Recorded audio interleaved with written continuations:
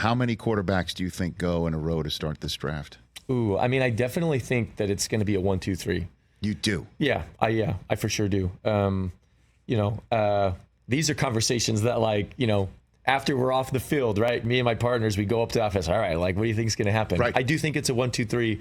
I think, Arizona, I think it'd be really easy for them just to stay there because, I think all the people that are guessing who they're going to pick, I think they're right. I think it gets really... You're talking about Marvin Harrison Jr. You told a story in the break about you were at CJ Stroud's pro day. And Marvin, as an underclassman, was able to catch balls at CJ's pro day. And you could just see the scouts and the GMs just, oh my gosh. Like, you'd have thought that it was also a day for people to watch him, even though he was just helping CJ. But it was, very, very, very impressive. That good. Yeah. Okay.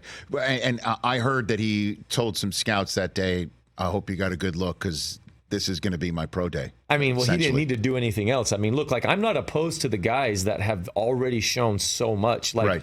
What's a pro day really for? You're going out there in shorts and a T-shirt. Like, I like that the quarterbacks go out and throw because what the quarterbacks get to do, they can show some things to the teams that maybe the teams haven't seen a lot of on tape.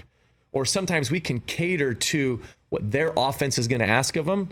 All right, let's throw a little bit of that in this pro day. Or let's show some things that, the coaches ask, well, I haven't seen enough of this. Can you show some of this on the pro day? Awesome.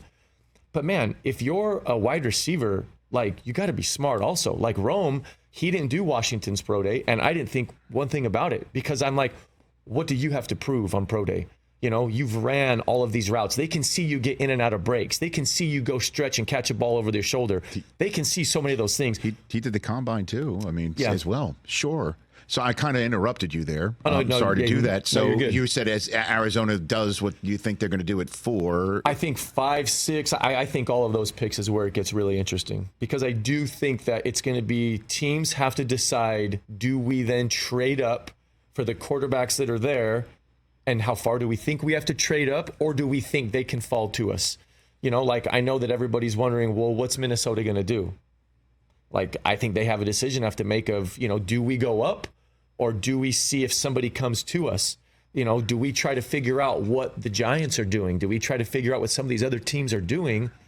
Or do we feel like, what, instead of trying to figure out what they're doing, let's just do like what San Francisco did 3 years ago where they said, we're just going to make sure we get the pick of whoever is going to be after that. Well, I think this may sound crazy, but now I can say whatever I want to say, and it's now been inoculated with me saying it sounds crazy. But if you look at the Giants with Daniel Jones injured, and obviously before he got injured last year, what he looked like, and I apologize if any of these are your guys. No, that's all right. Okay. And then you look at, Aiden O'Connell is sitting in Vegas, and you've got Stidham in Denver. That the one team that could actually come through this draft, if they don't get any of these guys that fall to them, that can just say, let's see what we got, is Minnesota, because Sam Darnold could be like the next Goff or Baker Mayfield. And I understand that the idea is to get the next Mahomes. I get it. Or the next Stroud.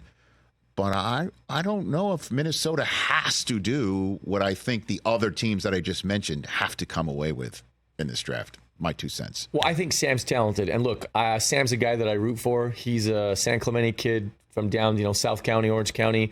I think that he's a guy that had to go through the Jets situation. There's a lot of those. You have to battle through that, Right.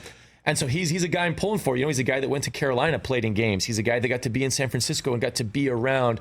I love when quarterbacks get to be around certain coaches, around certain situations.